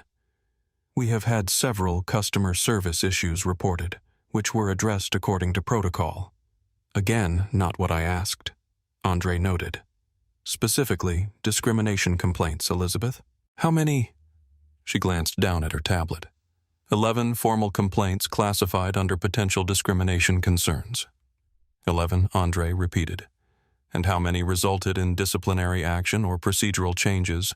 Elizabeth's hesitation was brief but telling. 2 led to additional staff training sessions. None resulted in direct disciplinary action due to insufficient evidence of intent. Andre's expression remained neutral, but his next question cut to the heart of the matter. "And who makes the determination of what constitutes sufficient evidence in these cases?" "The terminal director provides initial assessment, which is then reviewed by HR and operations management," Elizabeth explained. "So Mr. Reynolds, who just admitted to observing discriminatory patterns and failing to address them, is the first filter for determining whether discrimination complaints have merit," Andre clarified. "Do you see the structural problem here, Elizabeth?" Before she could answer, Andre turned to Gabriela Rodriguez, his tone softening slightly. "Ms. Rodriguez, you have been with SkyElite for 3 years, correct?" Gabriela nodded, her expression cautious. "Yes, sir. Since the transition from SkyEdge. And your performance reviews have consistently ranked in the top percentile of customer service associates?" "Yes, sir," she confirmed, a hint of pride in her voice, despite her evident confusion about why she was there. 6 months ago, you applied for the senior customer service associate position that opened when Julian West was promoted," Andre continued. "Despite your superior performance metrics and longer tenure, the position was given to Jeremy Wilson." "Were you given a clear explanation for this decision?" Gabriela hesitated, her eyes flicking briefly to Victoria, who was staring fixedly at the table. "I was told I needed more experience with our premium clientele and that I should work on my presentation to better align with the SkyElite brand image." "Your presentation," Andre repeated carefully. "Could you elaborate on what that meant?" Gabriela straightened in her chair, professionalism warring with long-suppressed frustration.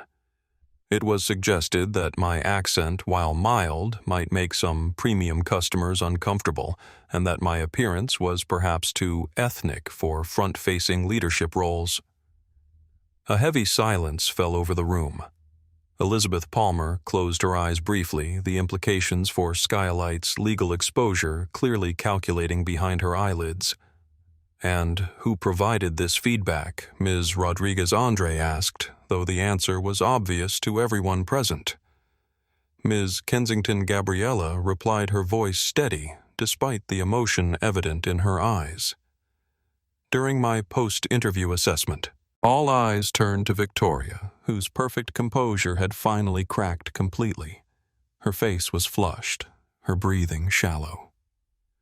Ms. Kensington Andre said, his voice deceptively gentle, "Would you like to respond to Ms. Rodriguez's statement?" Victoria's training in crisis management failed her utterly in this moment. That is not exactly... The context of my feedback was about overall fit for premium client interactions. Fit. Andre repeated, allowing the loaded word to hang in the air. An interesting choice of term. He turned back to his tablet, swiping to a new document. I have here the last 6 months of hiring and promotion data for this terminal sorted by demographic information. Would you care to explain the statistical anomalies? Ms. Kensington. Victoria stared at him, mute panic in her eyes. Perhaps I can assist. Andre continued displaying the data on the screen. Of the 23 promotions made under your authority, 21 went to white employees, despite the fact that our workforce at this terminal is 52% people of color.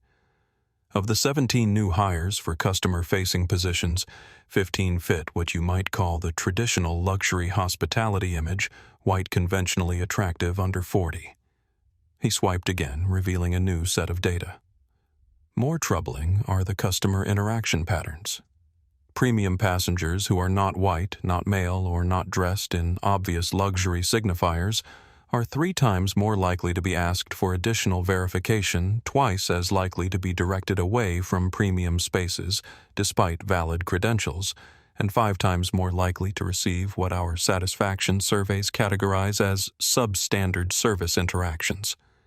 The data displayed in stark graphs and percentages was damning. Victoria had gone completely pale, the full weight of her actions, not just today, but throughout her tenure, finally visible in undeniable statistics. Andre set down his tablet and looked directly at Victoria. Ms. Kensington, I am not interested in your excuses or explanations. What I want to know is this. Do you understand why these patterns are fundamentally incompatible with SkyElite's mission and values? Victoria struggled to find her voice. Mr. Blackwood, I have always prioritized maintaining the exclusive atmosphere our premium clients expect. That was not my question. Andre interrupted, a rare edge entering his voice. Do you understand why discrimination, whether conscious or unconscious, whether directed at customers or employees, violates the core principles upon which I built this company? The directness of the question left no room for corporate doublespeak or deflection. Victoria's career, her reputation, her future in the industry, all hung on her response to this fundamental question. She took a shaky breath, her carefully constructed worldview crumbling around her. I believed I was upholding standards, she said finally. I did not see it as discrimination. I saw it as quality control. Andre studied her for a long moment, his expression unreadable. And therein lies the problem, Ms. Kensington. What you call quality control, I call prejudice. What you see as upholding standards, I see as perpetuating bias. You have been using power I entrusted to you to create exactly the kind of exclusive environment I specifically built, SkyElite, to transform. He looked around the table, his gaze landing on each person in turn. This stops today, right now, in this room. He checked his watch. And we have exactly 12 minutes until boarding begins for flight SE-107 to San Francisco. The air in the conference room seemed to thicken with tension as everyone present realized they were witnessing a pivotal moment, not just for Victoria Kensington or the Kennedy Elite Terminal, but for SkyElite Airlines as a whole. Whatever Andre Blackwood was about to say next would reshape the company forever. And as the seconds ticked by, Victoria Kensington finally understood the magnitude of her miscalculation when she had looked at this unassuming man in jeans and a t-shirt and decided he did not belong in her world. The tension in the conference room was palpable as Andre Blackwood rose from his chair, commanding attention without raising his voice, a skill he had perfected over years of navigating rooms where he was often the only person who looked like him. "Ms. Kensington," he began, his tone measured but firm. "When you approached me in the lounge today, you made a series of assumptions based solely on my appearance. You decided without evidence that I did not belong in SkyElite's premium space."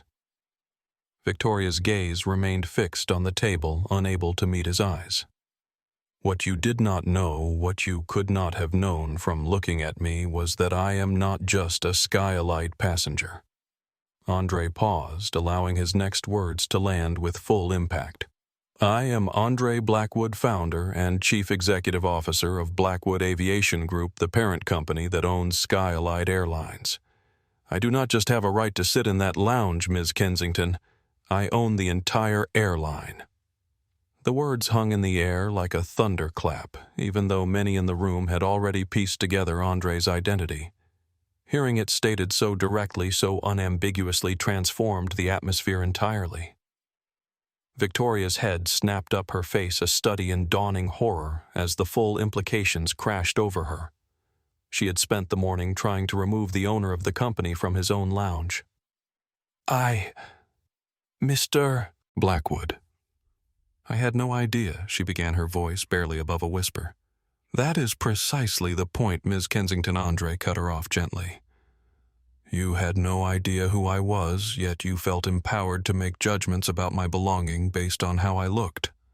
That is the definition of prejudice, and it has no place in my company. He turned to address everyone in the room. Twice a year, I travel as a regular passenger on SkyElite flights. No special treatment, no advance notice, no security detail. I do this not as a gotcha moment, but because the true measure of a company is not how it treats people it recognizes as important. It is how it treats everyone else. Elizabeth Palmer leaned forward. Andre, I want to assure you that what you experience today is not reflective of our company-wide standards. Is not it, though? Andre questioned, his gaze steady. The data suggests otherwise. Elizabeth, what happened to me today was not an isolated incident. It was simply the first time it happened to someone with the power to demand accountability. He reached for his tablet and brought up a new set of documents. These are emails from the past year flagged by our system for concerning content. Ms. Kensington, would you care to explain this exchange between you and Mr. Reynolds regarding the demographic balance of the premium lounge? Victoria's face drained of color as her own words appeared on the screen. Thomas, we need to be more selective about lounge access during peak hours. The Martinez group is too loud, and frankly it changes the atmosphere our core clientele expects. Perhaps we could create a family section to redirect certain passengers. Reynolds's reply was equally damning. I understand your concerns. We will implement capacity management procedures during the Martinez group's weekly travel. I will have Miguel find a quieter space for them that is more suitable for their needs. Miguel Santos straightened against the wall, his expression hardening as he saw his name invoked in this calculated discrimination. I never implemented those procedures, he stated clearly. I reported the request as inappropriate, but my report was apparently lost in processing. Andre nodded acknowledgement to Miguel before turning back to Victoria. Miss Kensington, do you recognize these emails? Victoria's professional demeanor had completely crumbled. Yes, she whispered. And would you agree that the clear intent was to segregate passengers based on ethnic background rather than any legitimate concern? It was not about ethnicity. Victoria attempted weakly. It was about behavior standards. The Martinez family, Andre interrupted, consists of Antonio Martinez, the renowned surgeon, his wife Elena, a concert pianist, and their twin daughters who attend Princeton. They are by any measure exactly the kind of elite clients our name suggests, yet you consistently categorize them as disruptive and unsuitable. Why is that, Ms. Kensington? The question hung in the air, its implication impossible to deflect. Before Victoria could formulate a response, the door opened and James Whitfield returned, now accompanied by Richard Hamilton, the public-facing CEO of SkyElite, a polished man in his early 50s with the camera-ready smile of someone accustomed to representing luxury brands. Andre Richard greeted him with evident respect. Elizabeth called. "I came as quickly as possible." Andre nodded in acknowledgement. "Richard, thank you for joining us. We are having a necessary conversation about SkyElite's corporate culture and how it has diverged from our founding principles." Richard took in the room Victoria's distress, Reynolds' discomfort, Elizabeth's tension, Gabriella's watchful attention, and the journalist documenting it all, and immediately grasped the gravity of the situation. "I understand there was an incident involving discriminatory treatment," he asked carefully.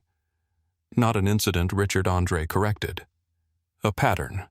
One that was exposed today when Ms. Kensington here decided I did not belong in the premium lounge based solely on my appearance." Richard's eyes widened slightly as he processed this information. "You were discriminated against in your own airline. Ironic is not it?" Andre replied without humor. "But I am less concerned about my personal experience and more troubled by what it reveals about how we are operating. The data indicates this is happening to passengers and employees regularly with apparent tacit approval from terminal leadership." Richard's expression hardened. As the public face of SkyElite, he was acutely aware of both the moral implications and the potential PR disaster unfolding before him. "This is completely unacceptable," he stated firmly. "Discriminatory practices violate everything SkyElite stands for." "I am glad we agree," Andre said, "because I am about to make some significant changes effective immediately." He turned back to Victoria, whose composure had completely abandoned her now. She sat rigid in her chair, watching her career disintegrate before her eyes. "Ms. Kensington," Andre said, his voice neither angry nor gloating. "Simply resolute, your employment with SkyElite Airlines is terminated effective immediately." Victoria flinched as if physically struck. "Mr. Blackwood." "Please," Andre continued as if she had not spoken.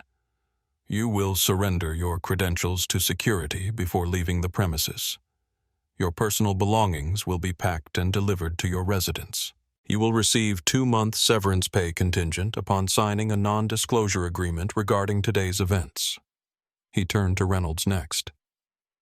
"Mr. Reynolds, your failure to address documented discriminatory practices constitutes gross negligence of your supervisory responsibilities. You are suspended effective immediately, pending a full review of your tenure as terminal director. Your future with SkyElite will depend on the findings of that review and your willingness to participate constructively in addressing the cultural issues you have allowed to flourish." Reynolds nodded mutely, accepting the judgment as inevitable. Andre then looked at Elizabeth Palmer, whose professional mask could not quite hide her apprehension. "Elizabeth, as Executive Vice President of Operations, the terminal directors report to you. The fact that these practices continued under your oversight represents a significant failure of leadership." Elizabeth straightened, bracing for her own termination. "However," Andre continued, "your operational expertise is valuable to SkyElite, and I believe you can be part of the solution if you are willing to acknowledge the problem fully and commit to addressing it with the same efficiency you bring to other operational challenges." "Absolutely," Andre Elizabeth responded immediately. "I take full responsibility for the oversight failures and commit to implementing whatever changes you deem necessary." Andre nodded, accepting her commitment without further comment before turning to Gabriela Rodriguez. The shift in his demeanor was subtle but noticeable, a softening, a respect that acknowledged her dignity. "Ms. Rodriguez, Your personnel file indicates exceptional performance, innovative thinking, and a deep understanding of what true customer service means. The senior associate position you were denied 6 months ago is yours effective immediately with appropriate back pay adjustments to reflect what you should have been earning since then. Gabriella's eyes widened in surprise, professional composure, momentarily overwhelmed by unexpected vindication. Thank you, Mr. Blackwood. I am honored by your confidence. It is not about confidence, Ms. Rodriguez-Andre replied. It is about merit. You earned this position through your work, and it was wrongfully denied to you for reasons that had nothing to do with your qualifications. He turned to Miguel Santos next. Mr. Santos, I want to personally thank you for maintaining your integrity in a difficult environment. Your documentation will be valuable in addressing these issues throughout our operation. I would like you to consider a promotion to Head of Terminal Security with expanded responsibilities that include oversight of equitable treatment protocols. Miguel straightened, pride evident in his bearing. I would be honored to accept that responsibility, sir. Andre nodded, then addressed Richard Hamilton and James Whitfield. Gentlemen, we have approximately 3 minutes before boarding begins for flight SE-107. Richard, I need you to contact legal immediately and inform them of the situation. James, if you would not mind delaying your meeting in San Francisco by a few hours, I would appreciate having you on this flight as originally planned. There are some infrastructure innovations I would like to discuss that might interest Quantum Aerospace. Both men nodded their agreement, understanding that Andre was deliberately maintaining the regular schedule despite the extraordinary circumstances, a demonstration that business would continue, albeit with significant changes. Finally, Andre turned to Laura Wilson, the journalist who had witnessed the entire dramatic sequence. Ms. Wilson, I imagine you have quite a story developing here. Laura met his gaze directly. Several, actually. The discrimination incident itself, the corporate response, the structural issues revealed. And of course the fact that the reclusive owner of Blackwood Aviation Group travels incognito on his own airline to test its service standards. That alone is newsworthy. Andre considered this. I will not ask you to ignore what you have witnessed today that would be both inappropriate and futile. But I will ask that you give us time to address these issues properly before publishing. Real change requires more than a moment of accountability. It requires sustained, structured reform. Laura nodded thoughtfully. I would be interested in documenting that reform process, Mr. Blackwood. The industry has talked about diversity and inclusion for years, but few companies have shown genuine commitment to meaningful change.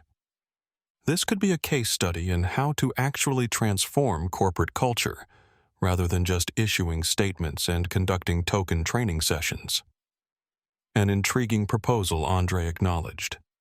We can discuss the parameters after my return from San Francisco. He checked his watch one final time, then addressed the room at large. We have a flight boarding in 1 minute. Ms. Kensington, Mr. Reynolds, you will remain here with Elizabeth to complete the necessary termination and suspension procedures. The rest of us have a plane to catch. As Andre rose to leave, Victoria Kensington finally found her voice again.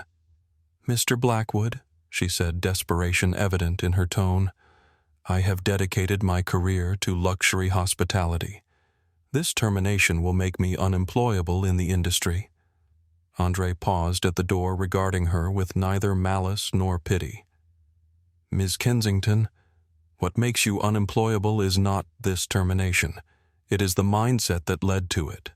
The luxury industry is changing, and those who cannot evolve with it will indeed be left behind. With those words, he exited the conference room, leaving Victoria Kensington to contemplate a future, suddenly and irrevocably altered, not because she had failed to recognize one important man, but because she had failed to recognize the fundamental dignity of countless others who had passed through her domain.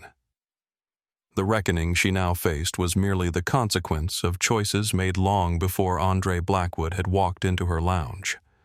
the luxurious cabin of SkyElite Flight SE-247 as it prepared for departure from New York to San Francisco. In first class, Andre Blackwood settled into seat 2A, the same position he had occupied a year earlier on the flight that had followed his confrontation at Kennedy Terminal. This time, however, he traveled not incognito but as himself, his identity known to the crew and many of the passengers. The aircraft itself reflected SkyElite's evolution over the intervening year. Subtle design refinements enhanced the passenger experience. Sustainability innovations reduced its environmental impact, and the crew composition demonstrated the company's commitment to recognizing excellence in all its forms. As Andre reviewed documents on his tablet, a passenger boarding the aircraft paused in recognition. "Mr. Blackwood, I just wanted to say thank you. Your Excellence initiative changed more than just SkyElite. It opened doors throughout the industry for people like me who previously could not get past the initial interview, despite our qualifications." Andre looked up to see a young man in his early 30s, confidence and professionalism evident in his bearing despite his non-traditional appearance. The passenger continued to his seat, leaving Andre with a reminder of why the challenging events of the past year had been necessary and worthwhile. The cabin crew moved efficiently through their pre-departure procedures led by a flight attendant named Michael Chen, who had been with SkyElite since before the transition. His service was flawless, attentive without being obsequious, professional without being rigid, the perfect embodiment of the standards Gabriela Rodriguez had implemented throughout the organization. "Welcome aboard, Mr. Blackwood," Michael greeted him. "May I offer you a pre-departure beverage?" "Sparkling water would be fine, thank you," Andre replied with a warm smile. "And please, it is Andre." Michael nodded, returning the smile. "Of course, Andre. I will bring that right away." As Michael moved to the galley, Andre noticed a new flight attendant observing the interaction carefully, likely one of the many employees who had joined SkyElite during its expansion over the past year. The attention she paid to Michael's approach suggested she was learning the nuanced service style that had become SkyElite's hallmark. When Michael returned with the sparkling water, Andre gestured subtly toward the new attendant. "Recent addition to the team." "Yes," Michael confirmed quietly. "Sophia Gardner. She came to us from the Excellence Academy's first graduating class. Former military exceptional service instincts, exactly the kind of talent we might have missed under the old approach." Andre nodded in appreciation both of Sophia's potential and of Michael's evident embrace of the new standards. The transformation was working not because it had been mandated from above, but because employees throughout the organization had seen its value and made it their own. As boarding continued, Andre observed the subtle differences in how crew members interacted with passengers, the consistent quality of service regardless of appearance, age, or perceived status, the genuine attention to individual preferences rather than assumptions, the emphasis on practical assistance rather than performative deference. These were not dramatic changes, but their cumulative effect created an atmosphere of authentic excellence rather than artificial exclusivity. The captain's voice came over the intercom, welcoming passengers aboard. "Ladies and gentlemen, welcome to SkyElite Flight SE-247 to San Francisco. I am Captain Amelia Rodriguez, and I will be commanding your flight today." Andre smiled at the familiar name, no relation to Gabriela, but one of the scholarship program's standout graduates who had advanced rapidly through SkyElite's pilot training program. Her presence in the cockpit of a flagship route represented exactly the kind of talent the old system would have overlooked. As the aircraft pushed back from the gate and began taxiing toward the runway, Andre reflected on the journey that had brought SkyElite to this point.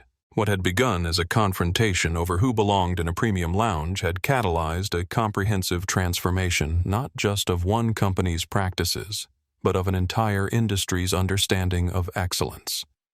The metrics told part of the story: record customer satisfaction, improved operational efficiency, unprecedented employee engagement, and financial performance that had exceeded even the most optimistic projections.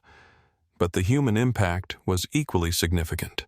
Careers advanced based on merit rather than appearance. Innovations implemented without regard for their source, and a culture where excellence was recognized in all its forms. As the aircraft accelerated down the runway and lifted into the clear blue sky, Andre closed his eyes briefly, allowing himself a moment of quiet satisfaction. The journey was not complete. Cultural transformation was an ongoing process rather than a destination, but the direction had been irrevocably established. SkyElite had proven that excellence and exclusion were not synonymous, that luxury could be defined by what was delivered rather than who received it, and that recognizing merit without artificial limitations benefited everyone involved. When he opened his eyes again, the Manhattan skyline was receding below the distinctive silhouette of Kennedy Terminal visible in the distance. From this height, the scene of his confrontation with Victoria Kensington seemed small, almost inconsequential, a reminder that even pivotal moments are just points on a larger journey, significant not for their immediate drama, but for the changes they set in motion. Andre returned to his work, preparing for meetings in San Francisco, where SkyElite would unveil its next innovations in sustainable aviation technology. The Excellence Initiative had created a foundation. Now the real work continued building on that foundation, a model of luxury service that would transform not just one company or industry, but the very definition of excellence itself. As the aircraft climbed through the clouds into the limitless blue beyond, it carried more than passengers and cargo. It carried a vision of what was possible when artificial barriers were removed and true excellence was allowed to flourish. A vision that had begun with one man being told he did not belong, and had evolved into a movement, ensuring that merit, not appearance, would determine who took flight in the expanding horizons of opportunity. On the ground below, in airports and boardrooms and training facilities across the country, the ripples of that transformation continued to spread, changing policies, practices, and perspectives in ways that would long outlast the memory of the specific incident that had catalyzed them. And in that lasting impact lay the true measure of Andre Blackwood's achievement, not simply resolving one instance of discrimination, but creating a new standard that would benefit countless individuals who would never know his name or story, but whose opportunities would be expanded by the changes he had set in motion. Excellence without exclusion, merit without limitation, quality without prejudice. The principles that had guided SkyElite's transformation were taking flight far beyond one airline or industry, ascending into the broader culture and creating pathways for talent that might otherwise have remained grounded by outdated notions of who looked the part. And in that expanding influence lay a legacy more valuable than any individual achievement or corporate success.